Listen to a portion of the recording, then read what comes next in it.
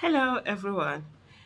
You might be wondering why I'm still on this David Umahi issue. It's really such, it's way beyond just the silly remarks that David Umahi has done about Peter Obi and the lies that he tried to do and the innuendos and all of that. It's all about people who have no integrity, people who have no honor, people who have no shame, people who have no character, people who have no sense of loyalty, who have no patriotism, that we constantly sell their people down the drain, that we sell their people, their heritage, their everything for a messy, when they say that messy porridge, just because of their own selfish interests and the things that they want to get. That's just it. And constantly, there are people who have done this, and most especially when it comes to the southeast, there are people who just feel that unless and until they denigrate their own people, set their own people, talk down on their people, that they will not get acceptance, by from other people. What the heck? Who needs that kind of useless acceptance if you have to sell your people before you are accepted? If I have to sell my people before you accept me, your acceptance, I be one curse una, I feel say una don you already cursed, so no need make I curse una, make I add on the now to waste my curse dey add am to the curse wey dey already dey your head, because it's crazy. All of these things, all of these statements, you constantly see. That was how they went after. They went attacking, Mr. Peter Obi, even the current Anambra State governor, where he talk about this. Oh, Peter Obi should not do that. You clearly can see this mentality where they are waiting to be the beneficiary, where they are waiting for their own selfish interest to be the ones that the people will now say, okay, let this be the one that will be the Southeast president. No, we are not looking for a Southeast president. We are looking for a president who has competence. And wherever you come from, that's your personal business. And currently we have one who comes from the southeast, someone who is that Nigerians actually voted for in 2023, and most of them can't come to terms with the fact that Peter Obi was able to leave so-called the big two parties, one of the big two parties, and went to a relatively unknown party, and was able to gather enough support for people to vote for him. That's for them, they just can't believe that. They can't believe that the Southeast, that usually, will not go to any party other than the major party, decided to actually vote for someone. The Southeast, that is known, in short, one of the things for me is that I've said this thing before, I've done so many videos on it before, is that the Southeast, people used to make fun of them, laugh at them, and say that, oh, even when a Southeast person will not even support a Southeast person. So all of a sudden, they now found one competent person that they supported. Oh, Southeast people are this, they are that. It's all sorts of names that they got. Oh, Juku ran for presidency. Southeast did not vote for him. Southeast they supported PDP. They've been supporting PDP since 1998.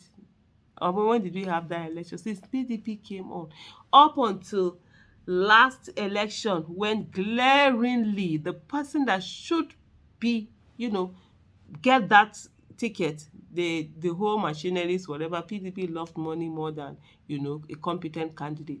And of course, what happened? The candidate went elsewhere, and people went after, and Southeast decided to go after, also go with him. And so now, all of a sudden, it's craziness. But then, all of these things don't happen without people like David Umahi. And let's just listen to a little bit of what this person had to say about David Umahi. I'm extremely disappointed at David Umahi. Those are the kinds of statements I don't expect to hear from a senior government official. And, he's a man I tend to respect, because he's a hardworking individual. And, he knows his onions when it comes to engineering and Ministry of Works and roads constructions and things like that. So I have a lot of respect for him. But particularly, I felt offended by that statement, because I've said it on this program severally. I detest the dog whistling of an entire ethnic group in Nigeria. And let's call a spade what it is. It's becoming one too many that we want to consistently and continuously scapegoat the Igbo ethnic tribe in Nigeria, and it's unacceptable. It is unacceptable because there is a history of violence targeted at that group since 1953 in our country.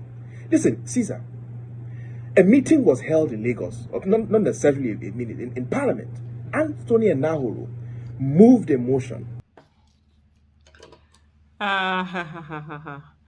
So you see that, and it's unbelievable, when you hear this kind of statements from people, and he said a lot of things in that video, and constantly, and for me, one of the things that, if you really don't want people, if Nigerians say they don't want the Igbos, fine and good. Igbos say they five. There are a lot of countries that are not, the population is not even up to one state in Igbo land, so we can as well have a country that is called a Biafra. Let them be.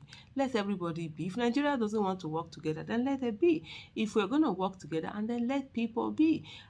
All these ones, you're coming to say this, and for me, it's people like David Umahi that are always so annoying. They are the ones who constantly, give room for people to continue to talk nonsense about your tribe. I can't sit in a place and you're talking nonsense about my tribe. Hey, for me, tribe, I don't even have time. I always say to people, the only reason why I'm the tribe that I am is because I was told that that's the tribe I am. If my parents should come and tell me now that, oh, sorry, you were adopted, you are this tribe, do I know anybody that's the tribe I becomes.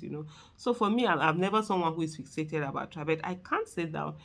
I'll sit down and then you're insulting my tribe. Are you okay? How? And just because I want your support, then I'll now be joining to insult my tribe or call my fellow. No, that can never happen. That will never happen. And these are the things that we have that it's really killing Nigeria. People just focus on their own selfish interests and what they're going to get at that time. And let me tell you something: what is yours will always be yours. What is not yours will never be yours. And so you just stay on doing the right thing. Even if people disagree with you, even people don't believe what you do, even people insult you, they will still come around and come to where you are, and be able to see that thing, and do that thing very well. So it's actually been such. I don't. I'm really trying to be nice. You understand? I'm trying not to be too, because like, but it's just that it's really irritating. But then I remember David Umahi, where he talked about the fact that he didn't know that they were obedient in his family, who voted for Peter Obi at the presidential level, and then voted his own party at the whatever other level. They are still there, and they're seeing what's happening, and they know the right thing. And no matter how much you try to gaslight people, it's not going to work. Gone are the thing, because the thing is that the suffering, everybody is hearing it. If they didn't know before, okay, now they know, because are they not in the first this thing? Share somebody, there's first scarcity. I mean, there's no first scarcity in your area. Let us know so that we carry Jericho and come and buy them.